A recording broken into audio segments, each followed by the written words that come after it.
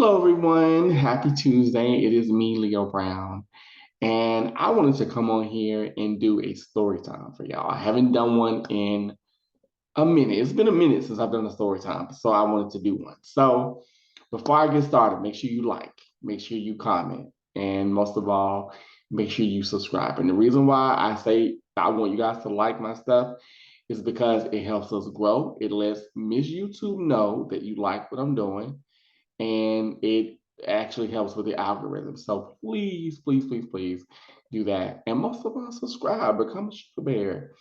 Okay, so I wanted to do a story time. And I have a lot of stories. So I'm trying to think of one I can do. Hmm, and I was actually gonna do this off camera, but I decided against it. I'm like, why not? Let them see me. Um,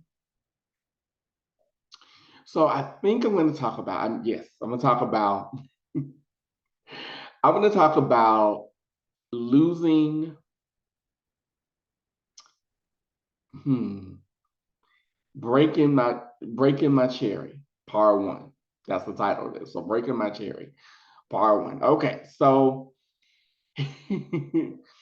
so I know people are like, why would you come on here and talk about that? But yes, I'll talk about it. So I have been out, like as you all know, I'm gay as hell. Okay, but I didn't have the typical, well, at least to me, I didn't have the typical experience of coming out.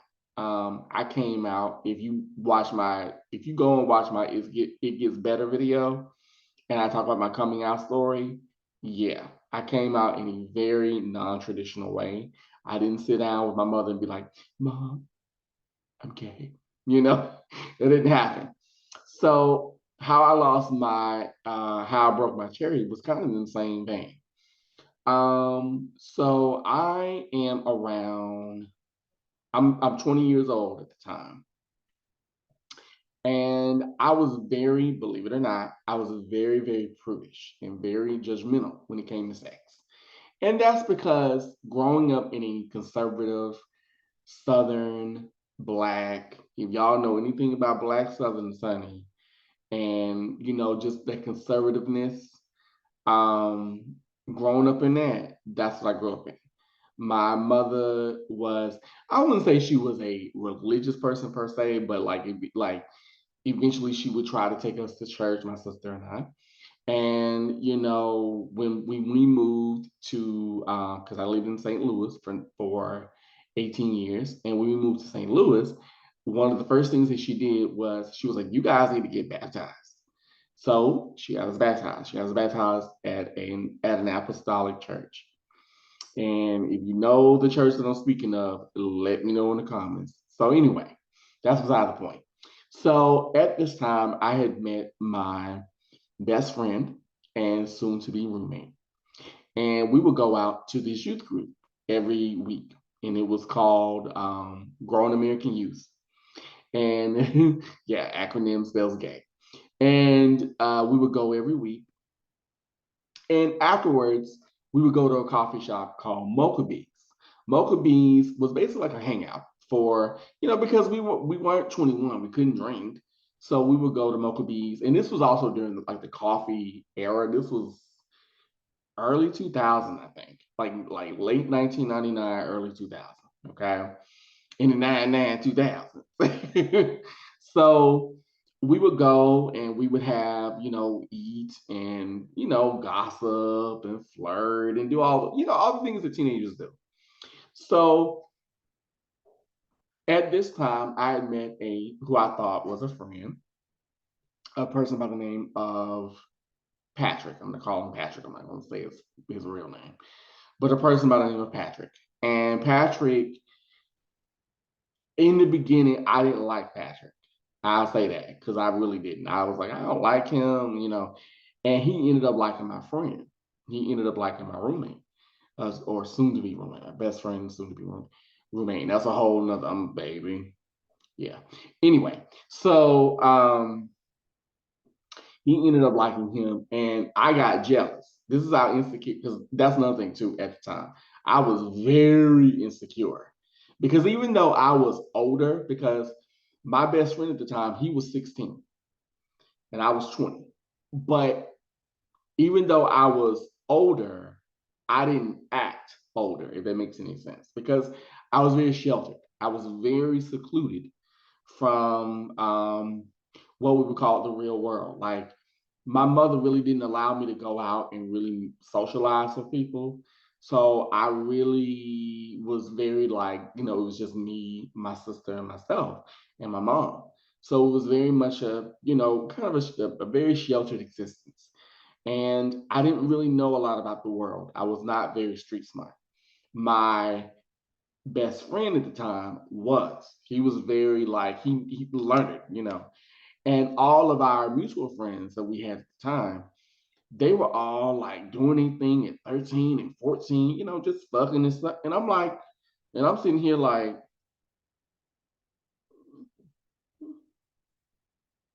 what? Like and I remember that getting back to Patrick. Patrick and I, though I didn't like him at first, and I became jealous because he ended up trying to date my best friend at the time, but we became friends. And or we all like rolled together. I should say that. We all rolled together. And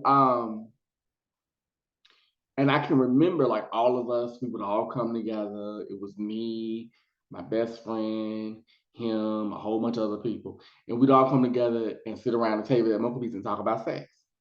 And mind you, I would bring like, because I was 20, so I had access to a lot of, because this is way before, for those of you that don't, who are younger, this is way before the OnlyFans, Just for Fans, all that stuff. So back in the day, you would get things via catalog. That's the way you would order. Like if you wanted to watch porn, you watched it. You could watch it on the internet, but it wasn't, how do I say it? It wasn't the best. This was in the days of dial-up still.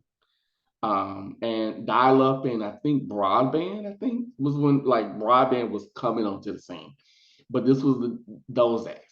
So, you would go into the chat rooms and stuff. And so with me, I had access because I was older. I had access to like the porn catalogs. I would buy TLA, Adam Mail. If you guys remember any of that, drop it below, honey. Trust. But I would do that and I would bring it to school. I would bring it to school and I would show it off. And I acted as if I knew about sex, but I had no clue because I never had to talk. Like my mother never sat down with me and said, okay, this is what happens when two people, like each other, or, never had the birds and the bees or and the flowers and the trees kind of talk. That never happened. My mother basically gave me a book and said, I think it was The Joy of Sex, I think. I'm not 100% sure. But she said, read it and don't get nobody pregnant. Okay. And this is when she assumed that I was straight.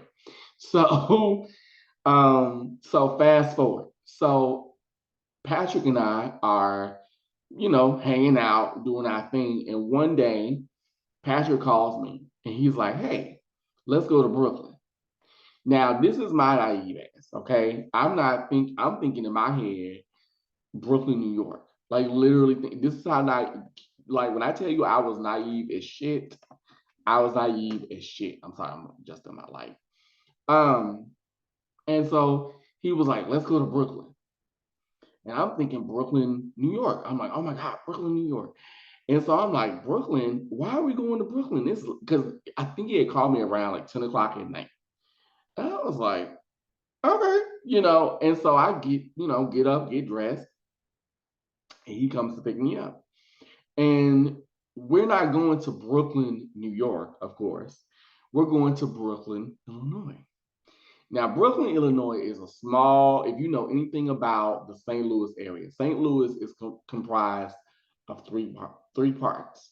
So you have the city, you have St. Louis City, you have the county, which is like Ladue, Blackjack, Florissant, Ferguson. Well, I shouldn't say, well, no, I had that wrong. but like you do have the county because you have North County, and that's where like Ladue, that's not Ladue, that's where Ferguson and Florissant are. You have De Pere, you have Blackjack, you have places like that, suburbs within the city, and then you have the Metro East. Where I lived at the time, I lived in a place called Belleville. Belleville is, it might be closer now, but I think it was at the time, it was like 20 minutes out. No, no, no, no. Let me go back. At that time, it was about an hour out from from St. Louis City because when you would go into St. Louis, you would go downtown. And if I remember correct, you had to take the Poplar Street Bridge, I think. If I'm wrong, please let me know in the comments. But I think I'm right. So anyway, so we're on our way to Brooklyn. And I'm like, Brooklyn, I've never been to this place. So we go to Brooklyn, Illinois. Brooklyn, Illinois is a small, well, at least to me, it was a small town. And it was comprised of adult clubs, like strip clubs and things like that. And we went to this adult bookstore. Now, mind you, at that time, I had never been to anything like this. So, and to go back a little bit. So whenever all of us would come together and talk about sex, I was like, well, I want it to be special. And because I was very, very, like I said, I was very like, well, I want it to be where he takes me, he carries me up the stairs and he makes love to me and we weep. And then we do it again and we weep. Like I really was very like my vision of sex was very, very flowery. It was very flowery. It wasn't sensual, but it was just very like very romantic, very like movies. Like I literally wanted it to be where like Rhett Butler would carry Scarlett up to the stairs. I wanted that. So, and all my friends were like, listen, okay? All my friends at the time were like, listen, all right, you need to do something about that. You need to go ahead and just pop your cherry, get it out of the way, because the more you wait, the freakier you're gonna get. And I was like, no, I want to wait. I want it to be special. I was very, yeah. I just was very stuck on that. On it being special. And they were like, you just need to get it, get it out of the way. And I'm like, and I remember them saying, they were like, you don't even have to like the person, just do it. Kid you not, okay? So getting back to Patrick and I. So Patrick and I are in Brooklyn, Illinois, and we're at this adult bookstore. And I remember it because it was a big white building. I'll never forget it. And we go inside, and mind you, I had been in at that time, had I been? Yes, I had been in an adult bookstore. I knew what that was, but I just didn't, I knew the perimeters of that. But I just was like, okay, what are we doing here? And so we would go, and I'm like, okay, And he was like, go to the back of the place. Because I was in the front, like where all the magazines were, the videos and stuff. So I'm like, okay, I know what this is. I know, porn, porn. So porn and toys. So he then tells me, he says, go to the back of the building. So I go to the back. Now, I had never, kid you not, I had never seen, up to this point, if I'm not mistaken, I had never seen what we would call a glory hole, okay? Never in my life. I was like, what is this? And I'm seeing people like getting it in. Like, and I'm like, whatever is this? What is this mess? Like I'm literally clutching my pearls and I'm like, I'm like, what is this? And he's like, okay, go inside and get in the booth. Like, go in the booth. So I go in the booth and I'm like, what am I supposed to do? Do I just, so I'm literally playing with the controls and I'm seeing the porn. And I'm like, okay, it was porno. And I'm not doing anything because I'm so nervous because I don't know what to do. So I get in the thing and I'm like, okay, I guess I'll just, watch the movie. So I watched the movie. So I'm watching the movie and I will never forget this. This man, he was an older gentleman. He was very, I shouldn't say he was very old, but he had to be, I would say, because I was in my 20s at the time. So I think this man had to be about maybe late 40s, early 50s.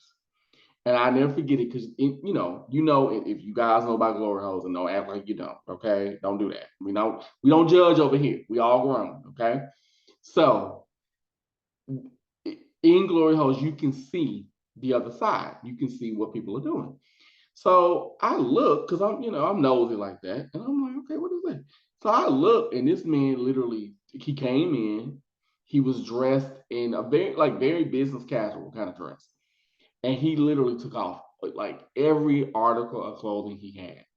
He just got completely naked, and I was like, what is this? Like, what are we doing?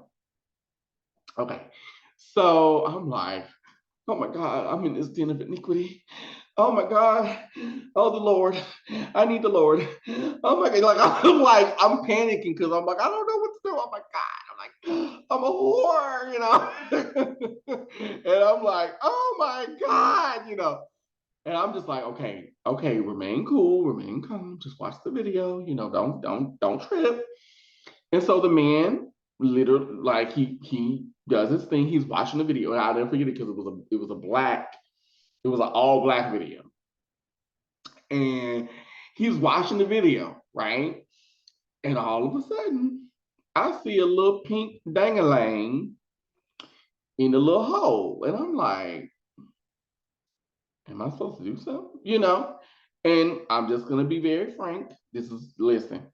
So I'm like, I guess I'm supposed to do something about this. So I literally get, so I do what I do what I do. I'm not gonna go too deep into it because I don't want to offend anyone. But I do what I do, okay? And I think within like 3 minutes, maybe less, he completed himself. And I was like, okay, I guess that's it. And that was me losing, because then, okay, let me explain something. So in the gay community, you have a lot of different virginities. You have different types. So you lose your oral and then you lose your anal. And for me, that day or that night, I lost my oral virginity. Now, so that happens, and Patrick is doing his thing. I don't know where Patrick is. Patrick then left me to the wolves, child. And I'm like, oh my God, what did I just do? And he and we're riding back. Maybe I would say maybe about an hour, because we spent maybe an hour, maybe two in this place. And then we're riding back to because he's taking me home. We're riding back, and he goes, "You did it! You did your first BJ. Now you just got to get your first BD." Kid you not, that's what he said. Okay, and I'm like, "Well," and I'm happy because I'm like, "Well, I guess I did it." Because in the gay community, I don't know how it is now, but during this, I'm tugging on my shirt because it keeps pulling up. During this time, it being sexually active was kind of a rite of passage. At least it was back then, you know. And it was like, oh, you're doing it, oh my God. So it was kind of like that. So I finally go home. Okay. Now, I'm gonna be real. I was not, and I still am not really. I was not fashionably aware I wasn't aware when it came to clothes. So what I wore this burgundy and white shirt with these white jeans. There's a reason I'm saying this, okay? So I go home, and mind you, in this place, it's complete. It's like it's not dark, but it's dim. It's dimly lit. So you don't really. Just a minute. Sorry, y'all.